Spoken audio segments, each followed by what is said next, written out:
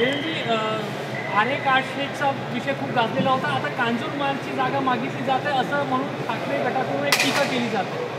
असं आहे, कांजूरमार्गची जागा एका डेपोकरता आधीपासून मागितली गेली आहे, परंतु त्या जागेचा विवाद आहे तो हायकोर्टमध्ये चाललेला आहे.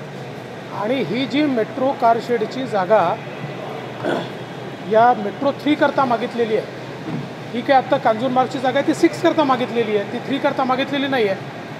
कांजूरमार्गची जागा मेट्रो 3 करता योग्य नाही असा रिपोर्ट आमच्याही काळातल्या कमिटीने केला आणि स्वतः उद्धवजी ठाकरे साहेबांनी जी समिती तयार केली होती हाय लेवलची, ACS सौनिक यांची, त्या समितीने स्पष्ट अहवाल दिला की हे कारशेड मेट्रोमध्येच फिजिबल आहे, ते कांजूरमार्गला नेलं तर प्रचंड खर्च वाढेल आणि 4 वर्ष डिले होईल.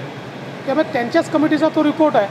मला असं वाटतं केवळ इगो करता कांजूरमार्ग त्यांनी त्या ठिकाणी धरून ठेवला आणि आम्ही देखील वारंवार हीच भूमिका घेतली की जर कांजूरमार्गची जागा रिकामी असती, त्याचा वाद नसता, तर तिथे खर्च करूनही नेलं असतं, पण तिथे वाद चाललेला आहे. आणि आता मेट्रो कारशेड करता आरेमध्ये एकही झाड कापायची आवश्यकता नाही, एकही नाही. त्याच्यामुळे सगळं तिथे तयार असताना 29% कारशेडचं काम पूर्ण झालं आहे, एकूण प्रकल्पाचं 85% काम पूर्ण झालं आहे आणि 4 वर्षे ही इन्व्हेस्टमेंट डेड करून 15-20 हजार कोटी रुपये परत त्याच्यावर एस्कलेशन देणं, कोणाच्या खिशातले पैसे आहेत, ते कोणा व्यक्तीच्या खिशातले पैसे आहेत का, हे जनतेच्या खिशातले पैसे आहेत, हे असे वाया जाऊ देणार नाही.